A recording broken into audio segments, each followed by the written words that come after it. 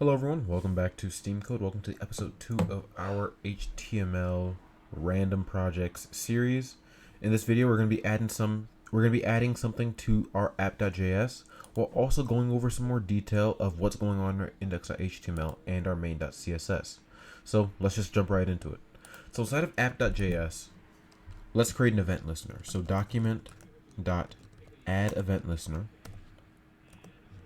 DOM content loaded, then a function, and I'll explain what all this code means in just a second. Let's just have a test here.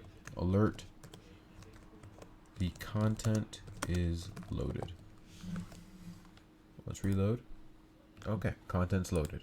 All right, so let's explain what this means. So the document.addEventListener is basically it's something called a listener that listens for certain events to happen. So it listens for certain things to happen on the page, such as you clicking on the space bar, you clicking on a button, or the actual page loading, which is the DOM content loaded event. So this thing is listening for that event to happen. So it's waiting for the content of the page to load. And then once that content of the page has loaded, then it's going to do whatever is inside of here. So let's make it do what we want to do once everything's loaded. Because if we start putting things outside of this event listener, then it can mess up our entire page. It can mess up our entire document because events will start happening outside of when the actual page is loaded. And that could have ramifications on the rest of our code. So now that we have an event listener that's working, let's start adding an event listener to this button, because right now, as you can see here, we can click on the button but absolutely nothing happens. So let's make something happen when we click on that button. So document.getElementById, and what's the ID of this button? It's button 1, and then we're going to do the same thing we did for the DOM content loaded. So we're going to add event listener. But this event that we're listening for is going to be click. So we're going to wait for a person to click on that button. And then a function, an anonymous function that has no name. And then within this function, let's just log to the console. So console.log. The button was clicked. Now let's save. So if we reload, let's open up our console. So you can open up your console by pressing F12 on your computer. Or you can right click and then press inspect. That'll open up your console as well. Head to this console tab. And then now let's click on the button. As you can see, it's kind of small, so we don't want to have this open all the time. But let's click on the button.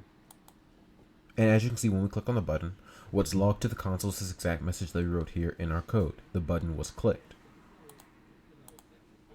So as you can see, we're getting more advanced in what we're doing, in what our HTML web page is able to do. It's able to respond to certain events that happen that the user creates within their page. So now let's create an input. So an input listens for, it's exactly in the name, it listens for whatever the user wants to input.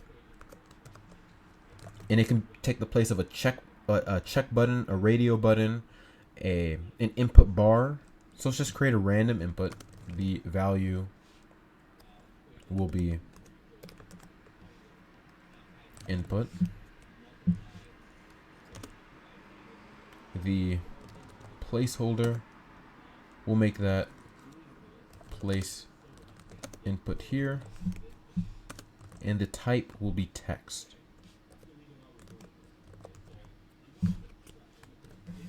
So let's save this. Let's reload. And as you can see, here we have a text input. The value of the input that's initialized is input. The placeholder, so if we get rid of this value, as you can see, the placeholder is place input here. This is what you see on many web pages like electronic stores and whatnot. They have a placeholder that says to place whatever you want there in turn of what you would rather place. And it disappears once you put your first element inside of there. Alright, so now we have an input on here. We'll add some more functionality to this input as time goes on, but let's style it for right now. So send to your main.css. And first let's add an ID to this input so we're actually able to reference it accurately. So ID is equal to input 1. Okay, let's save that file. Let's head to main.css. Let's go all the way down. Let's say dot input one, or hash input one, because it's our ID and not our class. And let's set the width. Let's keep the width the same as what it normally is. Let's change the height though. The height will change to 30 pixels. The border will be 2 pixels solid black. The border radius will be 2 pixels. And remember, the border radius is just how curved the border is. Now let's see how this looks so far. Okay, it looks a bit better. And let's change the initial value. Let's just get rid of it for right now because there's no need to have an initial value there. And let's reload. Alright, perfect. Alright, so that's all we're going to do for this video. So as you can see, we've learned how to add event listeners to whatever element that you have on your page, whether it be the document or an actual element such as the button. As you click on the button, what's locked to the console is, as you can see, let me open up the console. Inspect. As you can see, once we click on the button, what's locked to the console is the button was clicked. And then we also learned how to create an input. We haven't learned how to add functionality to this input yet though. So we're going to do that in our next video. But I hope you guys have enjoyed. I hope you guys have learned something. If you have any questions, feel free to leave them down in the comments down below, as well as any suggestions. And I'll see you all in the next video.